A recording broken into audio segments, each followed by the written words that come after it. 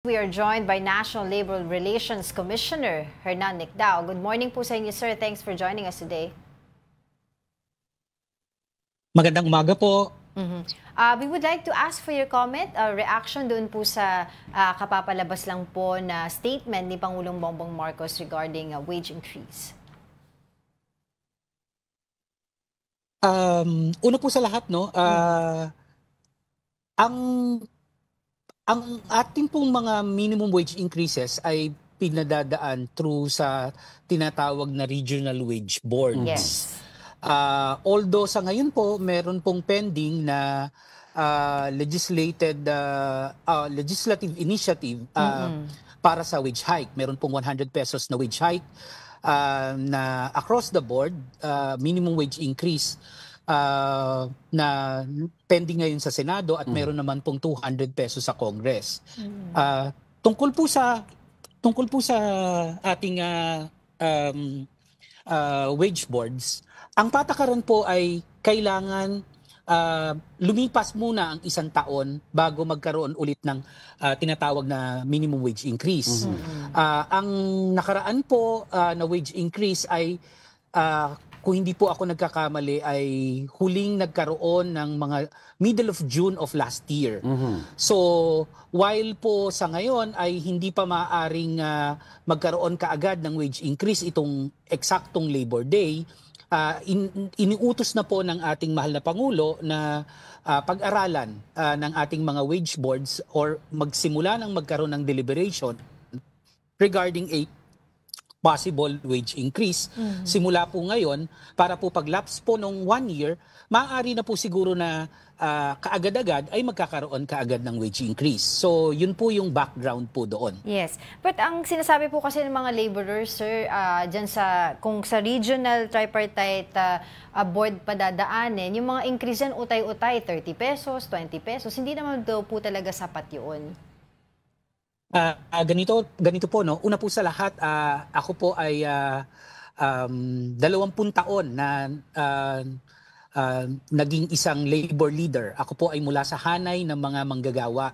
Ako po ay inappoint lamang ni Pangulong Marcos nitong December 2022 or mga 6 na buwan makalipas siyang umupo. So ako rin po ay isa sa mga dating file ng petition sa wage boards nung ako po ay labor leader, being the former General Secretary of the Philippine Trade and General Workers Organization and the Assistant General Secretary of the Trade Union Congress of the Philippines. Anyway po, ang proseso po sa wage board ay mas mabilis kaysa sa legislated wage hike. Kasi po, number one, ang legislated wage hike, kailangan po ng deliberation sa Congress. Ang sa wage boards po ay ginagawa lamang ng regional wage boards at ang membership po nito ay tripartite na tinatawag. So ibig sabihin may member po ang pamahalaan, may member ang mga labor leaders or labor groups, at may member naman ang sa mga employer sector. So actually, yung fact po na nagkakaroon po ng wage increases taon-taon ay nagpapatunay lamang na mabilis din ang proseso naman sa ating wage boards. Ang sa tingin ko po ang mas importante, no? Ito pong nakaraang 3 taon sa panunungkulan ng ating Pangulong Bongbong Marcos, hindi naman po siya naging madamot sa ating mga manggagawa regarding sa pagbibigay ng minimum wage increase. Kung atin pong matatandaan, noon pong year 2022, nagkaroon po ng 33 pesos na wage increase. Noon naman pong 2023, nagkaroon po ng 40. So that's already 73 pesos. And last year po, nagkaroon ng another 35. So that's a total of 108 pesos in 3 years' time. Yun pong clamor for, ang naalala ko po, nagkaroon po sa Congress una ng 150 na wage increase. Pero tumaas po ito nitong huli ng 200, pero ang Senado po ay 100. Yes, at yung bill po yata ng Senado for 100 pesos wage increase was filed Feb already 2024. Nasa third and final dun po reading po yun. Doon po nagkaroon ng third and final reading, but it Yes. was filed way back earlier Yes, po. yes, yes. Ang punto ko lang po is that over the last 3 years, 108 na rin po ang nadagdag sa ating minimum wage. Pautay-utay po, pero naabot na po yung 100 pesos o nalagpasan pa. Yung 100 pesos na minimum wage na minimum wage increase na prescribe po nung Senate bill. Pero ang sinasabi, go ahead. Kahapon nga po, nandun po ako ron sa SMX Convention Center, dun sa Labor Day celebration. Kausap namin, napanood ko po si President Marcos at si Secretary Laguesma at ang ibang mga opisyal ng DOLE, kasama po ang mga representatives ng labor at representatives ng management. Ang sabi ko nga po sa kanila, kung halimbawa po na magkaroon po ng 42 pesos. Halimbawa lang po, no, magkaroon ng 42 pesos na wage increase this year, then 150 na po yung total nun in 4 years' time. Yeah. Well, di naman din po tayo, kumbaga, sa inyo rin po nanggaling na dati po kayong laborer. Siyempre, ang sinasabi po ng mga labor leaders din natin dito ngayon ay talagang sa taas po kasi ng inflation natin eh. Kahit po i-adapt nyo na po yung mga nabanggit nyo pong amount ay hindi po talaga nagkakasya doon sa pang-araw-araw na gastusin ng ating mga manggagawa. And with that, sabi po din nila, yung nabanggit nyo rin po sa job fair kahapon, ang ilan po sa mga labor leaders na nagsasabi, kalokohan daw lamang itong mga job fair na ginagawa ng gobyerno dahil 5% lamang daw ang nare-recruit doon at ino-organisa lamang daw ng mga ng gobyerno yung kumbaga hiling lang ng mga business sectors. Babalik po muna ako ulit sa wage increase, no. Ang punto ko po is that meron pong parang pinili po ng ating mahal na Pangulo na ang pamamaraan ng pagtataas ng wage increase ay through the wage boards. Hindi po yung through legislated wage increase. Sa palagay ko po, ako bilang commissioner na ng NLRC, ako po ay nagbibigay ng full respect sa pagpili ng ating Pangulo sa pamamaraan na yon. Pero po, kahit po maliliit, kung ikukumpara po natin yung naging wage increases nitong nakaraang 3 taon, and sana nga po the same trend will continue, malaki po kumpara ron sa mga nakaraan. Kasi po ako nung panahon na nagfa-file po kami ng wage increase, ang binibigay po noon is 22 pesos. 22 pesos na ibibigay ng 2 taon pa, 2 tranches. Minsan in the form of COLA pa or cost of living allowance.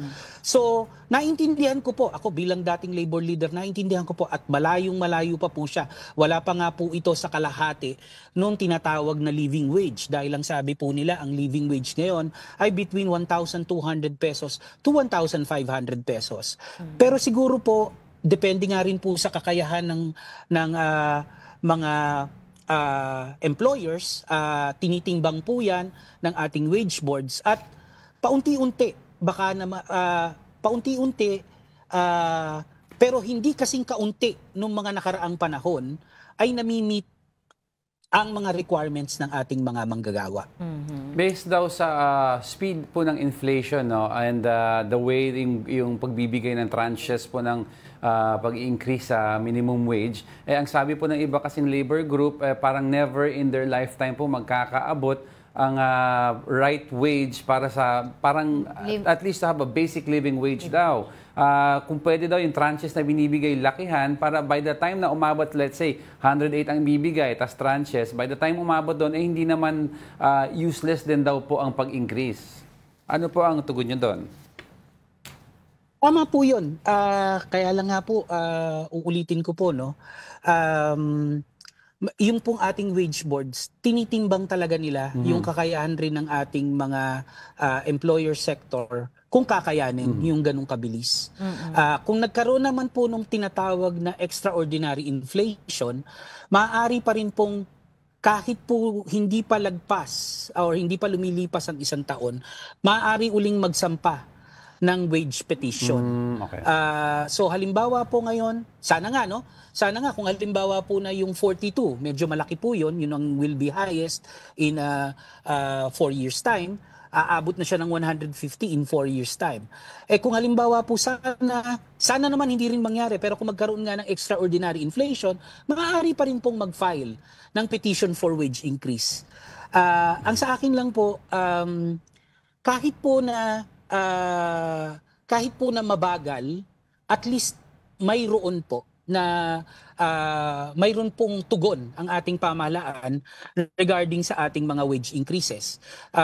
Sana po mas mabuti talaga kung halimbawang mas mataas ang maibibigay ng ating pamahalaan, pero ang ating pong mga nasa wage boards ay mga eksperto naman at kanilang tinitimbang ang lahat ng mga factors na ikukonsidera kung kakayanin ang higit pa sa halaga na kagaya po last year nga, ang ibinigay 35, sana mas malaki pa this year. Kung mahigit pa sa 35 ang maibibigay nila this year, ay talagang mas makabubuti sa ating mga manggagawa. You mentioned about looking at all the factors, no? Sino ba po ang insahanay ng mga kumpanya, no? Sino mas tinatamaan po with a higher increase sa minimum wage? Are you looking at the big corporations or yung mga nasa middle? Kasi madami nagsasabi, if you compute it, mga ekonomista, kung magtataas ka ng sweldo, itong mga big corporation, although malaki ang pondo, mag-i-increase daw po yan ng prices para bawiin daw ang pagbayad ng sweldo, which could also contribute to inflation. Maaari po siguro yun na ang sinasabi nila ay inflationary ang pagtataas ng sweldo, kasi kaakibat nga noon ay magtataas din ang presyo ng cost of goods para naman maibawi dun sa cost of labor ng ating mga producers or ng ating mga employers.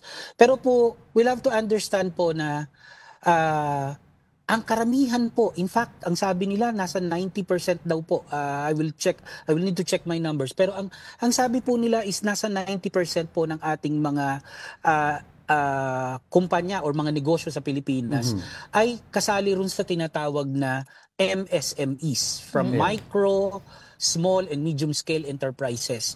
Ang sabi nga po nila, yung top 4,000 na mga kumpanya, yun lang yung talagang masasabi mong mga malalaking enterprises who can absorb all of these shocks, kumbaga, pag halimbawang nagkaroon po ng across the board or minimum wage na increase. Pero po yung karamihan sa mga maliliit na kumpanya, yung mga nag-i-empleyo lamang ng mga higit sa 10 na mga kumpanya, yun po ang talagang mararamdaman nila kung halimbawang magkakaroon po ng wage increase. Alam niyo po, kung okay lang po na magpatuloy ako. Go ahead. Go ahead. Ako po ay galing sa pag-uunyon. Kasi po sa pag-uunyon, minsan po kasi ang sinasabi nila hindi mabuti yung merong union. Pero mabuti po yung merong union. Kasi kagaya po kami dati, nung kami ay nasa pag-uunyon, kami po ay nagkakaroon ng tinatawag na collective bargaining agreement sa mga kumpanya kung saan kami ay may union. Sa collective bargaining agreement, nagkakaroon po kami ng wage increases na over and above dun sa minimum wage increase. So, doon po, kami ay responsabling union naman ng matagal na panahon. So, kami po, inaalam rin namin bilang union, bilang responsabling union, yung kakayahan ng mga kumpanya na makapagbigay ng wage increases. So, sa paraan po ng pag-uunion, kung ano po yung, parang each according to his or their own capacity. That's right. Parang ganun po yun. So, Okay. kasi po mahirap po talaga yung across the board. Kasi pag across the board, kagaya po ng minimum wage increase, yung maliit, yung malaki, pare-parehas tatamaan. So, ang hindi po natin alam, baka laging may umaangal po eh. Lagi nating sinasantabi yung pag-angal ng mga kumpanya na sinasabing hindi nila kakayanin. Pero siguro po mache-check natin yan sa Department of Labor or sa DTI kung gaano karami ang mga nagsasarang kumpanya dahil sa nagkakaroon ng mga wage increases. Sir, ang ating mga wage boards. Yes. I'd like to touch up a little on yung small enterprises that you mentioned a while ago, no? Kasi may ibang business model sa ibang countries, sa mga European countries, the smaller businesses or family-owned business, ang ginagawa po nila, instead of actually meeting minimum wage, pinapayagan sila through other means. In other words, allowances, transportation allowances, food allowances, communication allowances. Isang model po sa Pilipinas, pwede po ba yung ganon? Maaari po yun.